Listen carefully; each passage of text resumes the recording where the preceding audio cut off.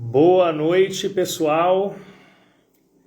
Eu acho que já são 20 horas exatamente e nós estamos aqui começando a nossa live para falar sobre um assunto muito importante e eu só vou esperar aqui que o pessoal comece a entrar e logo eu já vou chamar minha convidada. Eu estou esperando só minha convidada entrar aqui, enquanto isso eu vou mandar o convite aqui para várias pessoas. Todo mundo que está aqui na minha listinha, para que já entre nessa live.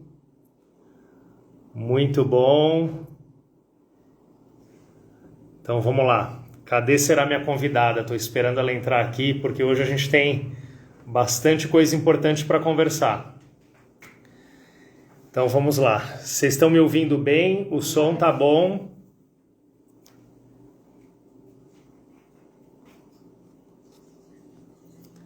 Por favor, quem já estiver online aí, coloca se o som tá ok, se vocês estão ouvindo bem. Muito bom. Então vamos lá, deixa eu ver aqui se eu consigo convidar aqui e fazer uma transmissão.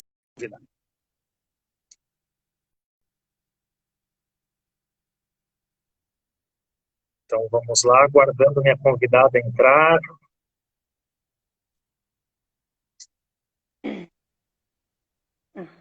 Ah, agora sim! Deu certo. Que maravilha! Olha, tá de Muito azul bom, também. querido. Nós não combinamos cor, não combinamos nada, né? Tô de azul também aqui, ó. Uhum. Não combinamos e deu certo aí, no Tudo bem, azul. tudo bem, minha querida? Tudo bom, graças a Deus, tudo certinho. É um prazer muito grande, Léo, estar aqui com você. O Nossa. tempo passa tão rápido, parece que ontem nós estávamos na sala de aula e anos passaram, né? E agora você é um profissional maravilhoso. A gente sente assim um pouco mãe, né? Porque em um momento professora, outro momento você já assistindo o profissional.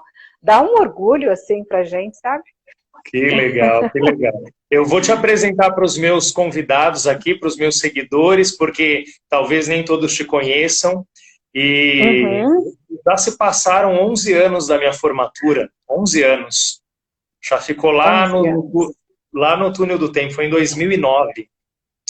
Mas olha só, a professora Sandra, ela é professora, psicóloga, psicanalista, uma especialista na área de abuso sexual. E muito recentemente, nós vamos contar para vocês agora como nós nos reconectamos por uma série de fatores aí e decidimos fazer então essa live, embora muitas coisas tenham acontecido nos últimos tempos, né? Nós sentimos a necessidade de parar e conversar um pouquinho sobre isso. Então, é um prazer recebê-la aqui. Na verdade, é a primeira live que eu estou fazendo no meu perfil pessoal. E já perguntaram aqui se vai ficar gravada. Vai ficar gravada. Se você tiver perguntas durante a live, você pode mandar na caixinha de pergunta, porque às vezes o texto ele acaba se perdendo, vai rolando e a gente perde. Então, você pode mandar na caixinha de perguntas aqui embaixo. E também, se você estiver gostando, estiver concordando, clica no coraçãozinho, porque isso torna a nossa live mais significativa e outras pessoas vão entrar e também aprender um pouco e conversar um pouquinho sobre esse tema. Professora Sandra, vamos lá então. Eu tô super feliz, eu também lembro com carinho, parece que foi ontem mesmo, a senhora entrando na sala, mexendo no cabelo, os alunos eram todos apaixonados, as meninas, os meninos, pela forma cativante como você apresentou a psicologia para nós, e eu sei que muitas pessoas saíram das suas aulas, terminaram o curso e depois se tornaram psicólogos.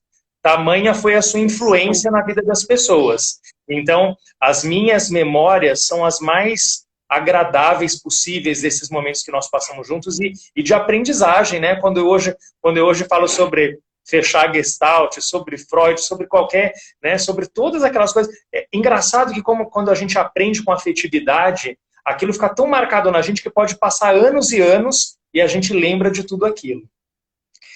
Como tem sido o seu trabalho? Como tem sido o seu trabalho? Como tem sido a sua rotina atualmente? Diz um pouquinho para a gente antes da gente entrar no papo de fato. Tá joia, querido.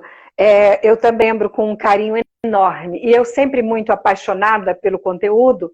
Então, isso eu acho que criava ali um vínculo, né, muito forte entre vocês, o conteúdo e tudo isso. E eu tenho memórias assim também, muita saudade. Então, neste momento, eu tenho feito atendimento online. Eu já iniciei esse estilo de atendimento clínico online há anos, porque eu me casei pela segunda vez e o meu atual marido, a gente não fica muitos anos em uma cidade, 3, 4 anos. Então, eu não posso abrir consultório físico. Então, eu tenho consultório online, atendo pessoas do Japão, da Suíça, Estados Unidos, vários países, Brasil. O meu índice de atendimento a mulheres adultas que foram abusadas sexualmente chega assim 80%. Homens também, eu disse mulheres, mas eu também atendo muitos homens. Por quê? Eu iniciei o doutorado e achei por bem fazer pesquisa, trabalhar na ciência, tentando compreender um pouco melhor tudo isso.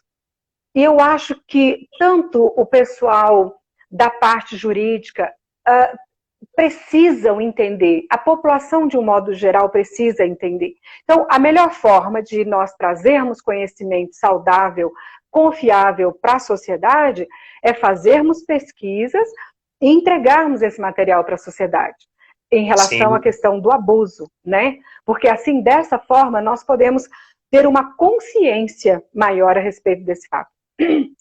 Então, meio que nos últimos anos, eu venho aí neste trabalho com essa bandeira. E a ciência ela é muito importante em todas as áreas e muito especialmente na área de humanas, porque às vezes as pessoas... A gente vive numa época de obscurantismo científico novamente, me parece, em que as pessoas estão se voltando para fake news, se voltando para outras coisas e deixando a ciência de lado. Então é muito importante que a gente tenha uma visão científica do que acontece, que a gente tenha dados, que a gente tenha uma análise verdadeira dos fatos para poder tomar posições e tomar medidas.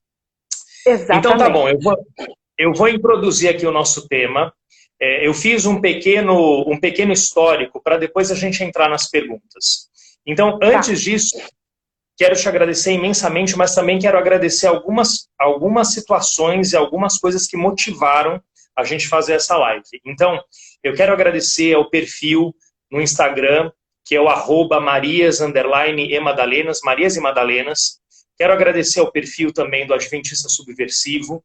O Maria Madalenas, hoje ele está com 11 mil seguidores, o Adventista Subversivo com 10.200 seguidores, e também tem o Adventista Soul, 35,7 mil seguidores. Então, são perfis de instituições religiosas, não ligados à instituição, mas que estão trazendo reflexões importantes para as pessoas que fazem parte dessa sociedade, né? Porque a igreja está inserida na sociedade. Então, abuso sexual em instituições religiosas. E quero agradecer rapidamente algumas pessoas que se envolveram prontamente para ajudar a gente a divulgar isso. Então tem a doutora Moara Lima, Liane Feitosa, Patrícia Sela, Tainara Posidônio, Evelyn Amaral, a Laila dos Reis, que também é sua nora, né? O Marlon, o Douglas Monte, o Henrique Pompeu, e por fim a Jéssica e a Janaí Caló. Então, são pessoas que estão envolvidas nesse contexto para que a gente fizesse essa live de hoje. E por falar, para introduzir o tópico, por falar em Jéssica Arruda, no dia 22 do mês de julho, a Jéssica, ela gravou um vídeo, e nesse vídeo ela falava sobre um manual para o curso de noivos.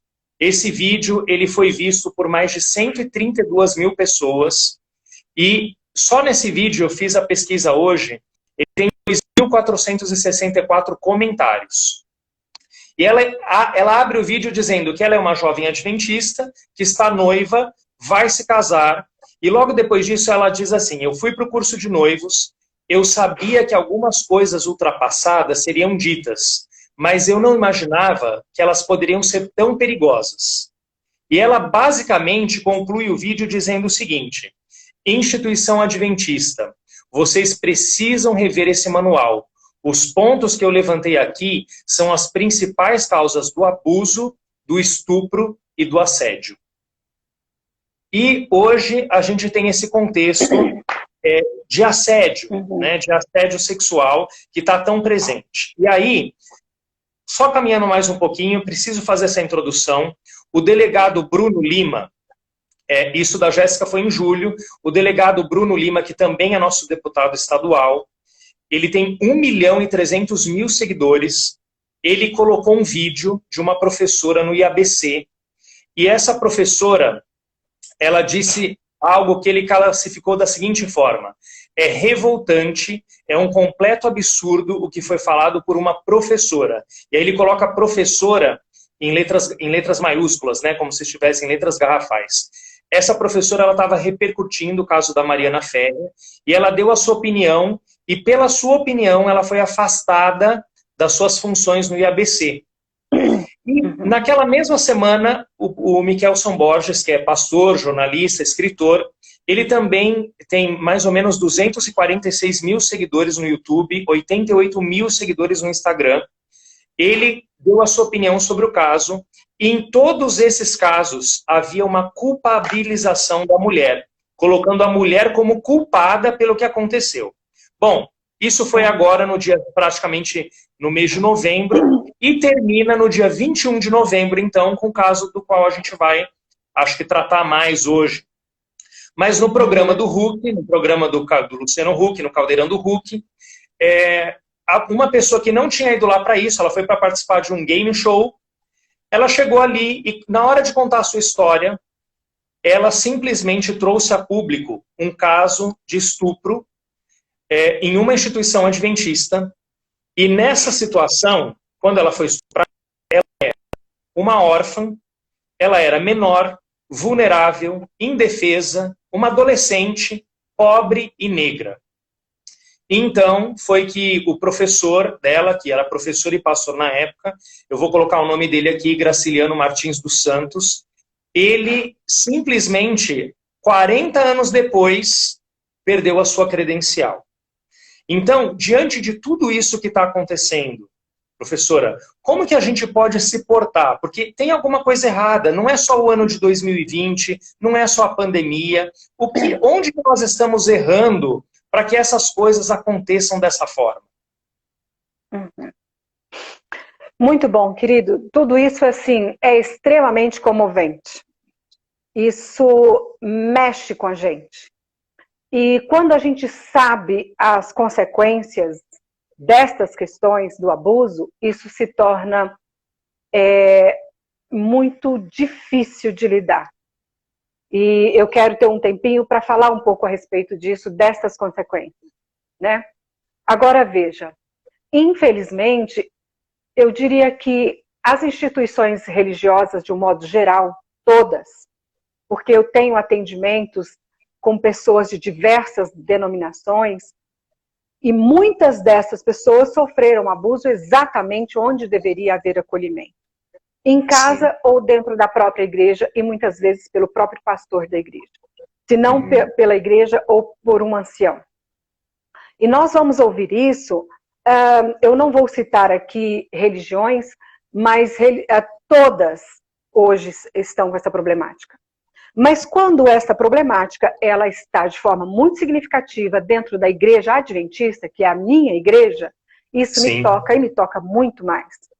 Porque eu sou uma pessoa palestrante da igreja. A igreja tem um trabalho fantástico chamado Quebrando o Silêncio.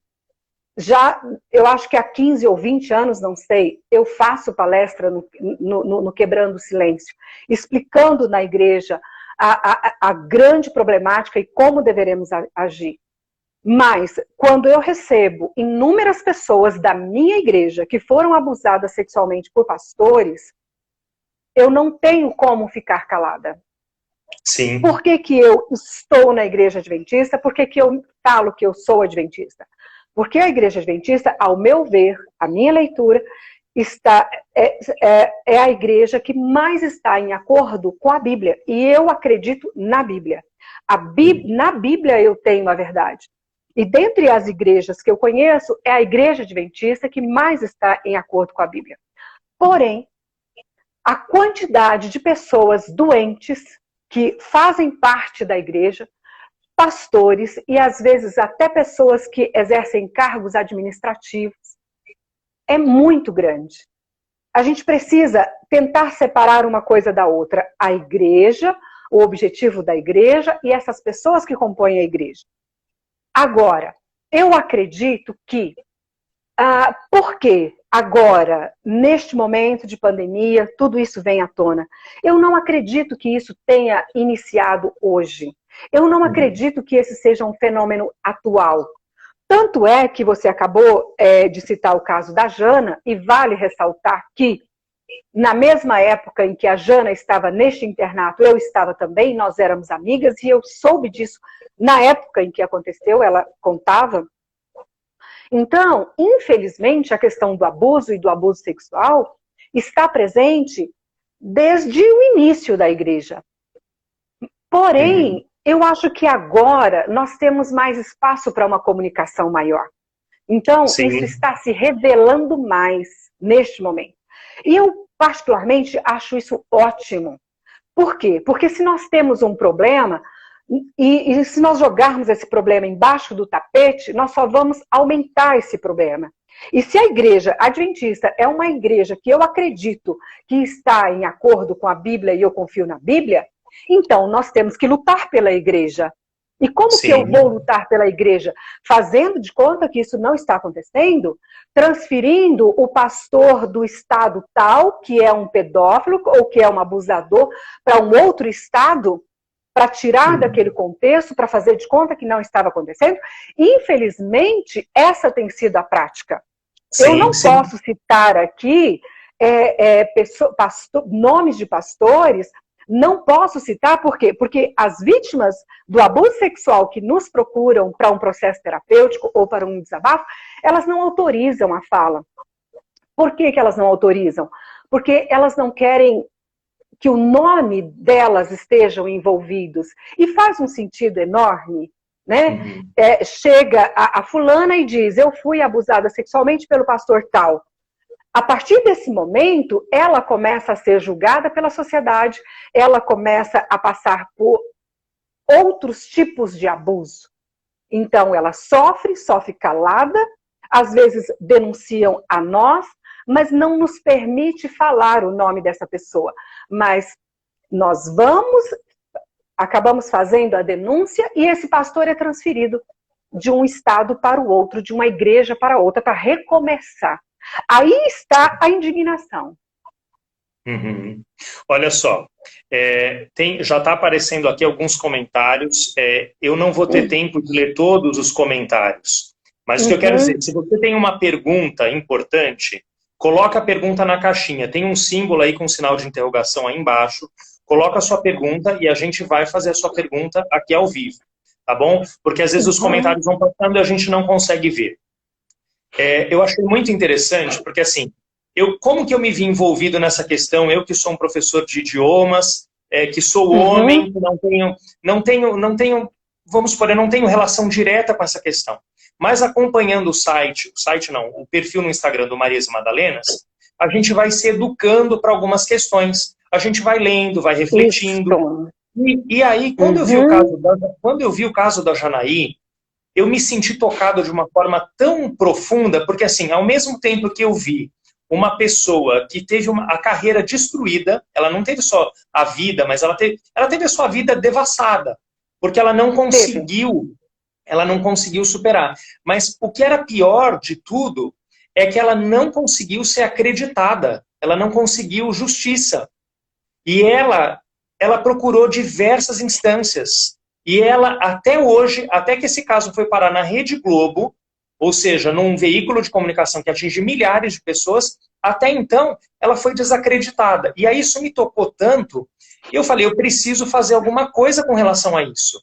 E olha só como as coisas de Deus são interessantes, né? Eu jamais ia imaginar que você tinha sido colega de escola, colega de classe dela. Eu jamais ia imaginar isso. E a primeira pessoa que me veio à mente foi a professora Sandra, porque para mim era referência de lidar com questões emocionais. E quando eu falei com você, você me disse, olha, eu recebi os primeiros relatos disso. Olha, eu fico até com a voz embargada, porque isso, falei assim, olha, Deus está atuando nesse momento para que a gente realmente fale sobre isso e para que as pessoas possam ter consciência da importância que é a gente acreditar na vítima. Professora, isso tem acontecido com frequência. A gente acaba passando pano no abusador, a gente mascara uma situação e sempre desacredita a vítima. O discurso, infelizmente o discurso do Michelson Borges, eu não sei se é Michelson ou Michelson, mas infelizmente o discurso dele era mais uma tentativa de culpabilizar a vítima, de dizer, olha, cuidado com a sua roupa, quando na verdade em países em que se usa burca, o nível de estupros é muito grande. Fala, cuidado do lugar que você vai. Mas o argumento, os estupros, os assédios, os abusos acontecem dentro de casa. Então, essa não é a questão. A questão é que a gente pega a vítima e a gente faz ela se sentir tão mal, que ela não tem forças. Eu recebi tantos relatos essa semana. Pode falar, pode falar. Léo, como se essa vítima já não tivesse com suas forças destruídas. Porque uma coisa que o abuso provoca na vítima é um autoconceito extremamente negativo, uma autoestima extremamente negativa. Então essa pessoa, a partir do momento que ela foi abusada, ela já se torna uma pessoa fragilizada. Vem o outro e aumenta uma culpa onde ela já se sente culpada. E eu gostaria também de falar a respeito disso. Por que a vítima de abuso sexual se sente culpada? Ela se sente culpada. Mas eu, de forma externa, repito inúmeras vezes, olhando nos olhos, você não tem culpa. Para tentar colocar isso na mente, porque ela não tem culpa. Mas é natural do cérebro fazer a leitura e colocá-la como culpada. Quando vem uma pessoa externa e diz que ela é culpada, isso intensifica muito mais essa questão traumática. Michelson Borges é um grande amigo meu. Eu gosto do trabalho dele, é interessante. Mas neste momento que ele tem essa fala, eu fico estarrecida. Por quê? Porque eu tenho um caso de uma pessoa adulta com muitos sintomas do abuso e que juntas, na conversa, nós vamos descobrir que ela foi abusada sexualmente aos 8 meses de idade. Agora, o que uma criança de 8 meses de idade tem de sedução para uma mente doente? Então, eu não posso colocar que é a posição da vítima em relação à roupa, em relação ao que for, que constrói essa questão do abuso. Se eu, Sandra, hoje disser, eu quero aderir a uma cultura indígena que costumam andar nus, e eu falar, eu vou andar nua de agora em diante. Isso seria problema meu. Isso seria uma decisão minha. Não estaria escrito na minha testa, estou validando qualquer tipo de toque no meu corpo. Então, é uma relação absurda. Absurda. Porque eu, como ser humano, eu tenho direito de me vestir e de me portar como eu quiser. Agora, o outro que se movimenta para isso, ele precisa pensar o que ele está fazendo. Mas, de um modo geral, infelizmente, eu não sou feminista e gosto de ressaltar isso, porque o feminismo tem uma série de questões que eu particularmente não concordo. Mas, de um modo geral, a culpa acaba a mulher acaba sendo culpabilizada. Agora, alguém escreveu aqui, que eu acho interessante, que homens também são abusados. denunciação. Só que o que ocorre é que é mais difícil para o homem denunciar. A gente, todos os casos de homens abusados que eu recebo, praticamente ninguém nunca soube. Ele é o único. E mais ainda, eu recebo muitos homens para a terapia que me falam assim, eu fiz 5 anos de terapia e nunca tive coragem de tocar nesse assunto. Mas como eu lhe encontrei na internet, e lá está que essa é a sua área de pesquisa, então eu já vim decidido que essa seria a minha primeira pauta de conversa com você. Que legal, que legal. E aí alcança melhor essas pessoas. Agora tem um detalhe aí. Por que o homem não fala? A mulher também não costuma falar, mas por que o homem em especial não fala? Porque o abuso sexual com a mulher, ele costuma ser por vias, sexo anal, o sexo normal, sexo oral. E a mulher, de certa forma, parece que culturalmente já está meio propensa a receber tudo isso. Mas o homem, quando ele vai relatar que foi abusado e foi um sexo anal, isso parece que mexe com o brio dele. Parece que... Isso ocorre com a mulher também, mas parece que com o homem é mais intenso. Sim. Então, ele prefere realmente nunca tocar nesse assunto. Olha, eu recebi durante essas últimas semanas relatos de pessoas e uma mulher disse assim para mim, ela falou, quase toda mulher tem um abuso para chamar de seu. Isso foi tão forte para mim, porque me parece que as mulheres acabam passando por essas situações de formas mais leves ou mais intensas, mas sempre acabam passando. Nessa semana, na terça-feira, eu passei mais de 1 hora conversando com uma vítima. A filha foi vítima com 16 anos, 16 para 17, e até hoje essas questões se arrastam e elas não conseguem resolver por medo da repercussão, por tentar proteger a instituição, tentar proteger o pastor que é abusador. Então, assim, por que nós temos essa cultura? Eu estou vendo vários psicólogos aqui, tem uma psicóloga falando, acho que é a Leila Cavalcante, está participando, está falando várias coisas interessantes aqui. E por que a gente não pode, ao invés de dizer para a mulher, olha, se vista assim, se vista assado, haja desse jeito ou do outro, por que a gente não pode mudar a nossa cultura e ensinar o homem como ele deve se comportar nessa situação? Porque parece que toda a responsabilidade está caindo sobre a vítima. Então, assim, quando que nós vamos quebrar o silêncio de verdade dentro da nossa instituição? Porque a gente está falando de instituição religiosa, mas a gente vive, eu também vivo a realidade do adventismo. Então, quando que a gente vai quebrar o silêncio de verdade? Vamos tomar prumo, né? Vamos criar vergonha na cara. Eu preciso falar claramente e começar do nosso púlpito, das nossas escolas, a ensinar corretamente. Bom, eu vou deixar você falar e surgiram 7 perguntas aqui. Então, fala aí e eu vou lendo, separando as perguntinhas para a gente fazer aqui. Tá. Léo, essa fala, nós precisamos quebrar o silêncio de verdade. Eu acho que é uma fala que a gente precisa levar adiante. Precisamos quebrar o silêncio de verdade.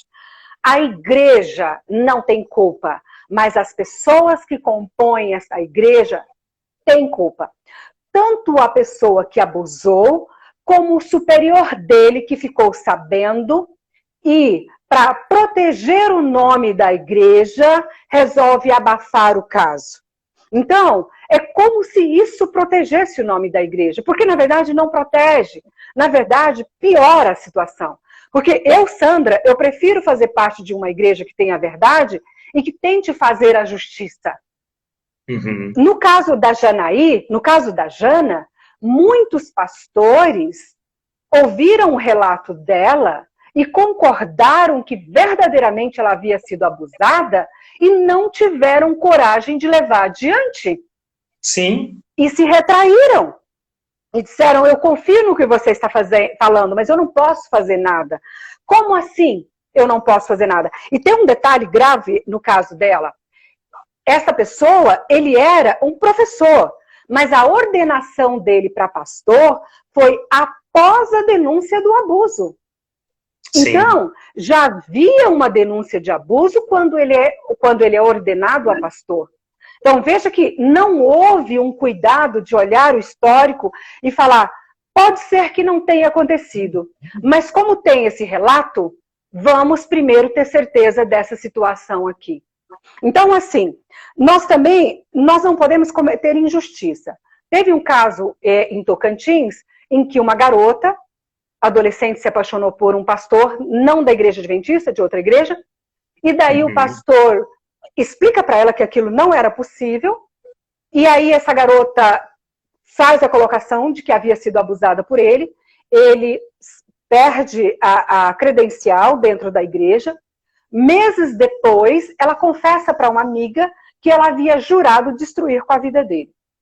Então, nós também precisamos tomar esse cuidado, porque a situação é muito delicada.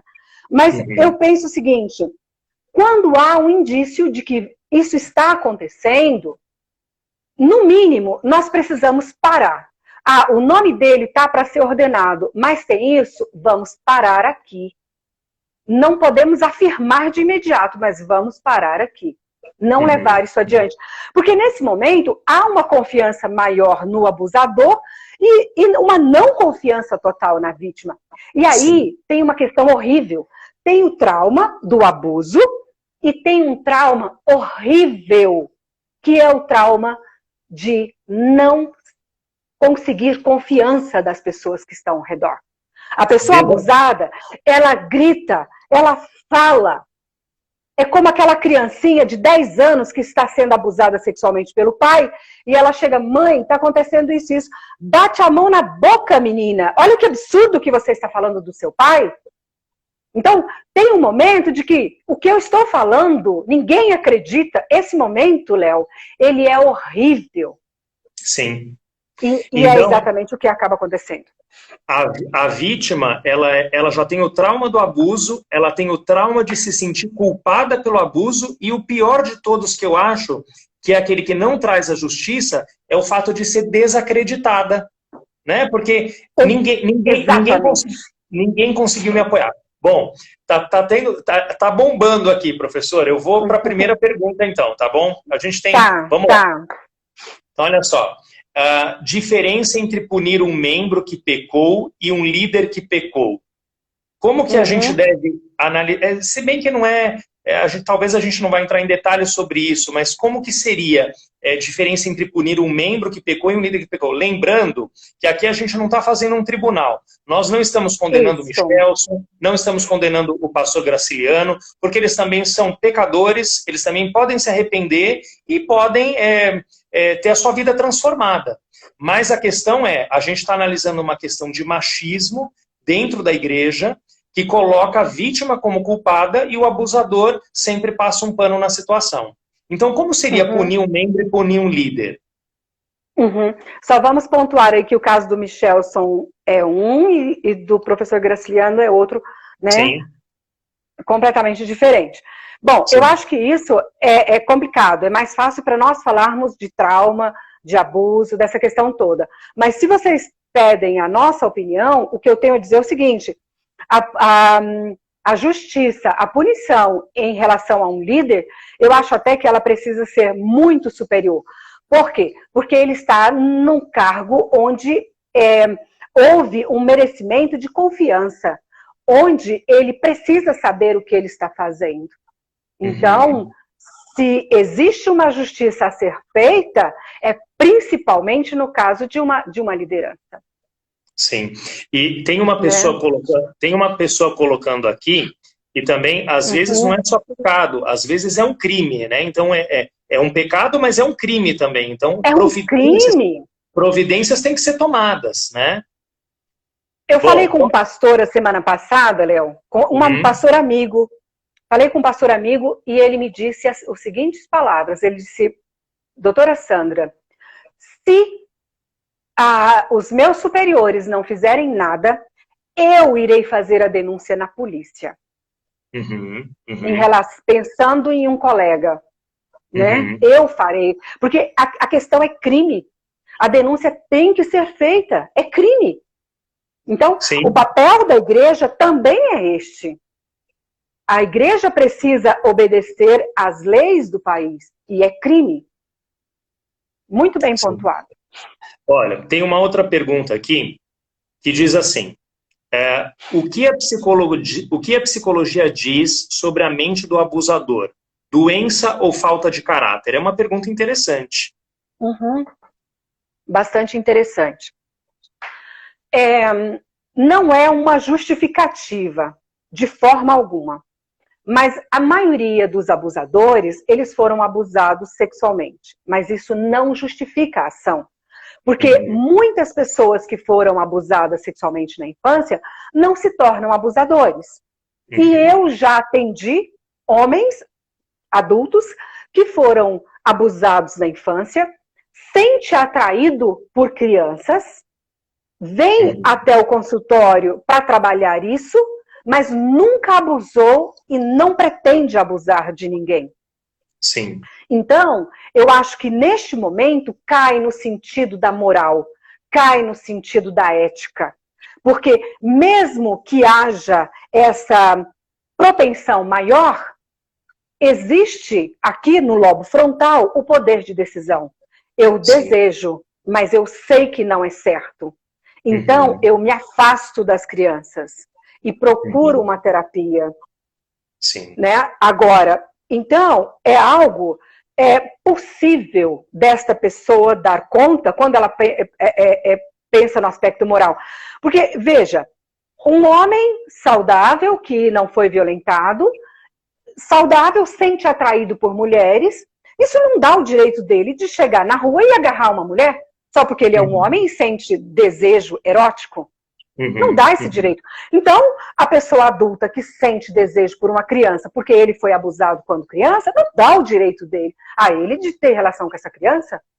Né? Então, aí cai sim para um aspecto moral. Sempre vai cair para um aspecto moral. A não ser quando nós vamos falar de um psicopata. Aí é diferente. Psicopata, ele é amoral. Mas, fora isso, precisa ter o controle. Não é porque o cara sente tesão por uma criança que ele vai fazer isso com a criança. Ele precisa saber que isso é errado. E se as pessoas fossem fazer tudo que elas têm vontade também, a vida em sociedade seria impossível. Né? Seria impossível. Eu ia morrer. Sandra, iria morrer de comer chocolate amargo. Eu vou para a próxima pergunta aqui. Vamos lá. Essa pergunta diz assim: fala um pouco sobre a importância da escuta com a vítima, principalmente em crianças. No momento em que há, excelente pergunta, no momento em que há essa escuta, você está validando a fala do outro. Você está olhando nos olhos e falando assim, você não é louca. O que você está falando é real. E você merece atenção. E eu estou aqui com você. Esse vínculo de você estar ali, olhando e falando, eu estou te ouvindo e o que você está falando é real, isso já ressuscita o ser. Isso já mostra a minha importância como ser humano. Quando eu ignoro, eu estou dizendo nada do que você tem a dizer importa. Você não importa. E a vítima, por sua vez, ela já vem com esse conceito. Então, no momento em que eu estou validando, que eu estou fazendo esse trabalho de escuta, eu estou ajudando essa criança a organizar as ideias, a diminuir, inclusive, essa culpa. E aí, eu até aproveito o gancho para falar a respeito dessa culpa. Por que que o adulto sente culpado quando foi abusado sexualmente na infância? Porque a criança, às vezes, se sente culpada. É impossível, literalmente impossível, você pegar uma criança de 1 aninho, 2 aninhos, 3 aninhos, 4 aninhos, 10 aninhos, e você manipular os órgãos genitais dela, você fazer um sexo oral, você fazer alguma coisa, e essa criança não sentir nada. Isso seria possível se essa criança fosse doente. Se o organismo dela, a parte fisiológica não funcionasse, se a parte biológica não funcionasse. Mas como é saudável, ela vai sentir prazer. Sim. E aí, pelo fato de ter sentido prazer, ela se vê como coparticipante. Hoje eu expliquei para uma pessoa entender isso da seguinte forma. Eu tenho uma criança que mora em uma fazenda. É abusada sexualmente pelo pai. Tem 7 aninhos de idade. A mãe sai para trabalhar, ela fica com o pai. Ela sente medo do pai, porque o sexo com o pai machuca. O pai é um abusador que machuca, causa dor. Ela sempre corre para a casa da vizinha para se proteger quando a mãe vai trabalhar. A vizinha é uma abusadora. Mulheres abusam também.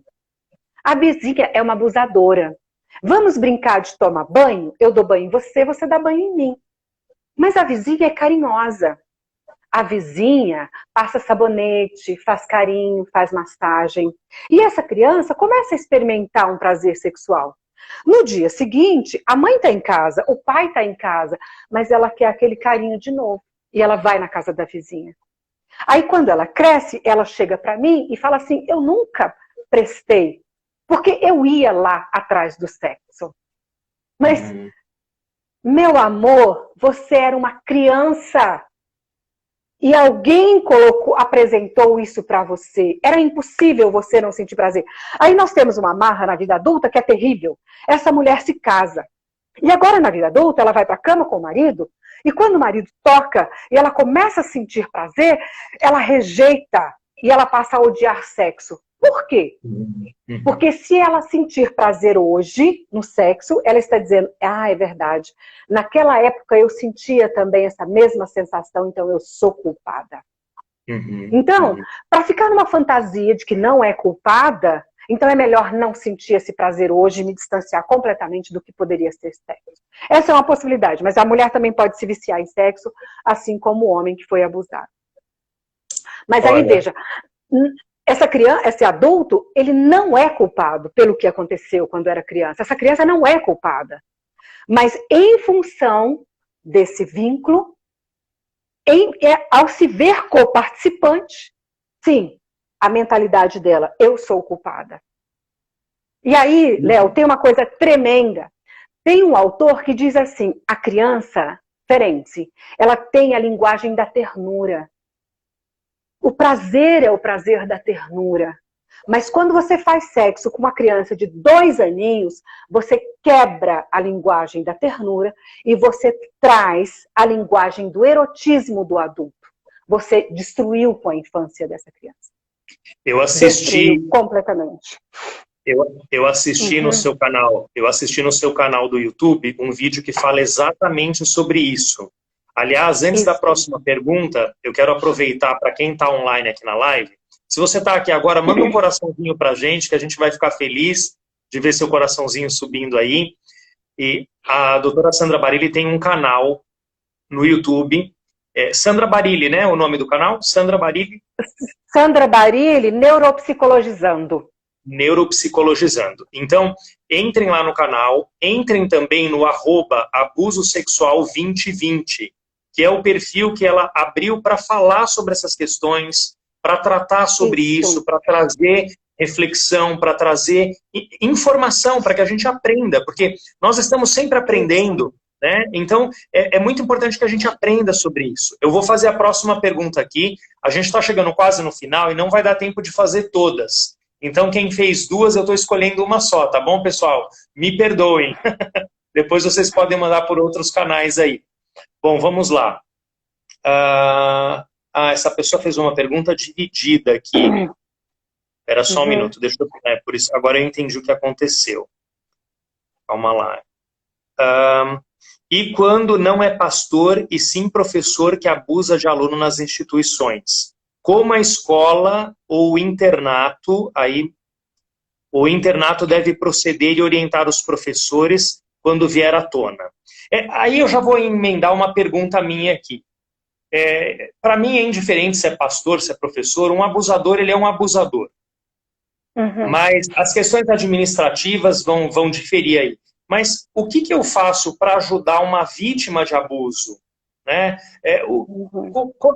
Como que eu oriento? Eu falo para ela, denuncia, isso é um crime. Como que a gente pode ajudar essas pessoas? Porque simplesmente ouvir é uma atitude passiva, embora seja importante. Mas como que eu ajudo essas pessoas? Como que a gente pode começar a mudar essa cultura? Ouvir é de extrema importância. Porque no momento em que você está ouvindo, você está validando a fala dela. E essa pessoa, ela precisa ser validada mais que qualquer coisa.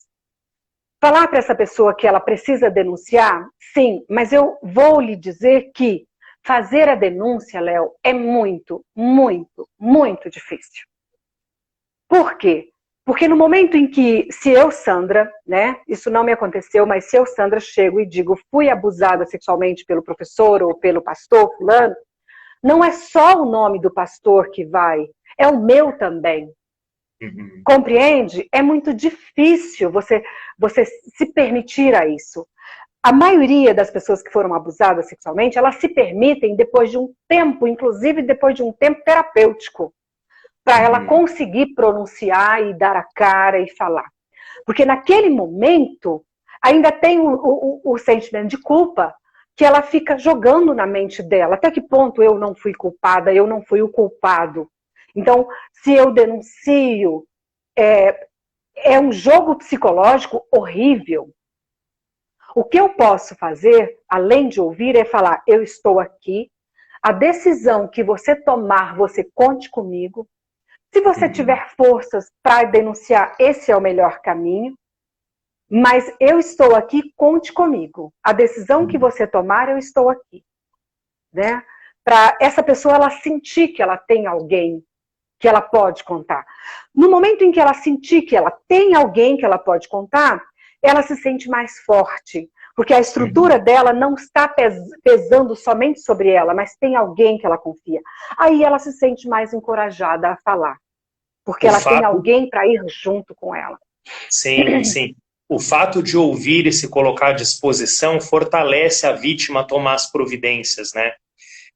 Tem uma amiga minha que mora, inclusive, na Califórnia, ela disse assim, aqui, eu achei bem interessante, punir o abusador ajuda muito a vítima também, porque a punição parece que traz justiça. E tem uma pessoa aqui, a Leila, está dizendo assim, precisa ter parte 2, 3, 4... Olha, se a gente puder fazer outras, a gente faz com muito prazer, sim. O nosso tempo, Léo, está acabando e eu não queria deixar passar batido a respeito das consequências. O abuso sexual, ele é o pior tipo de abuso que pode acontecer com o ser humano. São muitos autores que vão falar isso. Freud, infelizmente, ele faz a seguinte colocação, que muitos dos relatos de abuso são fantasias. E que, mesmo sendo fantasia do indivíduo, é prejudicial da mesma forma, porque a mente, ela acredita que é verdade. Mas eu tenho a impressão que Freud estava enganado. Freud é quem não acreditou. Os muitos relatos eram verdadeiros. As fantasias são bem poucas, e as verdades são muitas. A matemática do Freud estava trocada. Aquelas mulheres que procuravam Freud para falar que haviam sido abusadas, foram mesmo abusadas. Ele é que achou que fosse fantasia. Mas era um relato verdadeiro. Então, é o pior tipo de trauma que pode ocorrer. Esses traumas, ele pode trazer, eu anotei alguma coisa aqui para eu não esquecer, físico, dores no corpo, dores de cabeça. Essa pessoa, ela pode ter uma tendência maior para o uso de álcool e de droga como fuga. Essa pessoa terá dificuldades de relacionamento interpessoal, principalmente com a pessoa do mesmo sexo, ou se foi uma pessoa do mesmo sexo que abusou. Problemas emocionais, dificuldades sexuais, porque ela se sente culpada em sentir prazer sexual, porque um dia ela sentiu prazer de forma ilícita, ainda quando criança, coloquei aqui entre parênteses, porque ela foi obrigada a sentir esse prazer. Inibição intelectual. Olha que coisa terrível. Sim, o caso da Jana é o caso típico da inibição intelectual. Eu fui usada, nasci para ser usada. A parte intelectual vira um caos para ela continuar estudando depois. Autoestima negativa, depressão, tendência suicida, distúrbios de humor, transtorno alimentar. É muita coisa, é muita coisa. Essa pessoa terá problemas emocionais, terá um índice maior de raiva, de tristeza, de nojo. E em função dessas emoções, ela vai guardar sentimentos de rancor e de ódio. Não somente pelo abusador, mas por quem não protegeu principalmente. Então, se é uma menina e o pai abusou sexualmente, é a raiva do pai porque abusou, o nojo do pai porque abusou, e a raiva da mãe porque ela não protegeu. Não protegeu. Uhum. E como que esse organismo vive com tanto mal-estar? É quase que norteia a personalidade. Porque começa dentro de um comportamento que mais tarde esse comportamento torna-se hábitos. E aí, aquela erva daninha, que na verdade é resultado do abuso, a pessoa passa a achar que aquilo tudo é ela. Então, esses sintomas aqui, se uma pessoa tem 10% desse sintoma, eu sou esses sintomas. Ela não consegue desvincular a personalidade dela da erva daninha do trauma que está grudado nela. Então, na terapia, o nosso trabalho é arrancar tudo isso e falar quem é você que está por trás de todos esses sintomas com tanta dor. É quase que um renascimento, o processo terapêutico no caso do abuso. Olha, tem uma pessoa dizendo aqui, nossa, agora eu entendi porque as minhas crises de dores de cabeça sumiram após eu conseguir falar sobre os abusos que aconteceram comigo. Então, olha... A dor de cabeça intensa. Quando eu ouvi o caso da Janaí, eu fiquei pensando assim, essa mulher que é divertida, que é articulada, que fala muito bem, que estava na televisão e se portou de uma forma exemplar, ela poderia ter sido uma professora universitária como você é hoje. E de repente ela teve toda a sua vida destruída por um abuso, que foi uma coisa assim... Bom, muitas pessoas que entraram em contato comigo disseram assim, olha, eu chorei, eu fiquei enojado, eu fiquei com vontade de vomitar. Então, as pessoas têm as reações. Mas eu espero, a gente vai terminar, mas eu queria que você deixasse as últimas palavras. O abuso institucional dentro das instituições religiosas, ele parece que ele faz parte de uma estrutura que continua protegendo o abusador, especialmente se ele é homem, e desacreditando e culpabilizando a vítima. Como que nós, que trabalhamos com Quebrando o Silêncio há tantos anos, como que nós podemos mudar essa questão? Eu queria que nas suas palavras finais você falasse isso pra gente e mais uma vez convidar quem está na live, quem vai assistir depois, porque ela fica gravada, para que você entre no @abuso sexual 2020 e participe lá juntamente conosco. Ok. Uma igreja verdadeira é uma igreja transparente, é uma igreja de justiça. Eu não vou proteger o nome da igreja protegendo um abusador. Muito pelo contrário. Eu estarei contaminando essa igreja. Então, a igreja adventista em especial é a minha igreja. Então, eu preciso fazer essa denúncia. Eu preciso que a justiça seja feita em nome da própria igreja. Se a igreja é a igreja dos últimos dias, ela precisa estar pronta, liberta de tudo isso. Então, nós precisamos trabalhar para que a denúncia seja feita, para que a igreja seja transparente. Eu não consigo proteger a igreja protegendo abusadores. A minha forma de proteger a igreja é exatamente limpando dessa doença, dessa erva daninha que se instala. Infelizmente, doa a quem doer. A justiça tem que ser feita. E uma pessoa, a última pergunta minha pessoal agora, uma pessoa que sofreu abuso, qual que é o primeiro passo que ela deve tomar? Porque às vezes essa pessoa está nos ouvindo, pode ser uma coisa do passado ou do presente, mas ela não sabe o que fazer, ela fica paralisada. Quem que ela deve procurar? O que ela deve fazer? É simplesmente um Disque 100, um Ligue 180?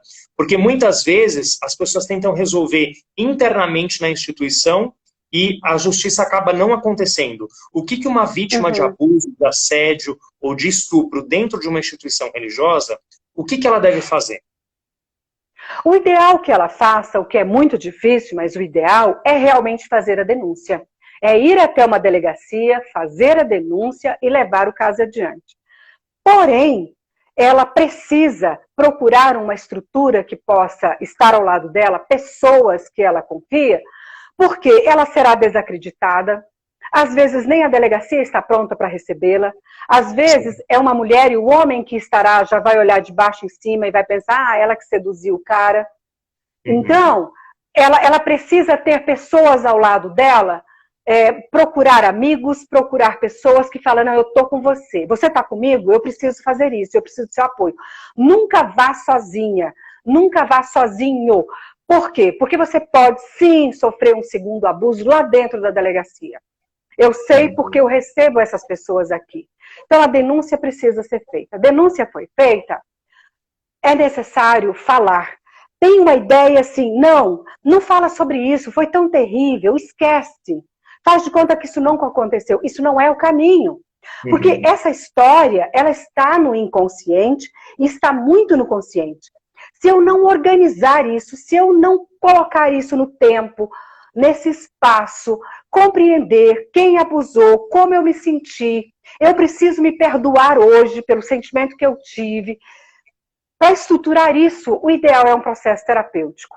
Mas também tem um outro problema, não é qualquer psicólogo que está preparado. Às vezes eu recebo pessoas que estiveram em um processo terapêutico e o psicólogo disse assim, tá, mas você não sentiu tesão? Você não sentiu prazer? Você não sentiu orgasmo? Então tá bom, curte aquele momento, fica como se fosse um momento bom da sua história. Então, assim, ainda tem isso, não é qualquer pessoa que você pode procurar. De preferência, alguém que saiba o que está fazendo. É necessário ler muito, ler alguns livros, compreender todas essas emoções. Mas uma coisa que eu digo para quem foi abusado, está ouvindo agora, é a outra pessoa induziu você, a outra pessoa leva você a acreditar que você foi um coparticipante. A outra pessoa, ela lhe alicia para trazer você, para fazer de você um escravo, uma vítima. Não caia nessa situação, mesmo que você tenha sido prazeroso para você. Você sim é uma vítima e infelizmente você ficou com alguns sintomas deste trauma. Você precisa trabalhar esses sintomas porque às vezes você nem sabe quem é você. Tão carregado de sintomas. Então é necessário um autoconhecimento, é necessário uma reorganização psíquica para a vida tornar-se possível de forma saudável. Isso é muito importante, essa reorganização. Professora, nosso tempo acabou. Eu quero te agradecer demais, porque é difícil falar sobre esse tema, né? É um tema que deixa tudo pesado. Mas deixa. O que a gente aprendeu aqui hoje é que, como instituição religiosa, nós precisamos ensinar às pessoas o que é correto.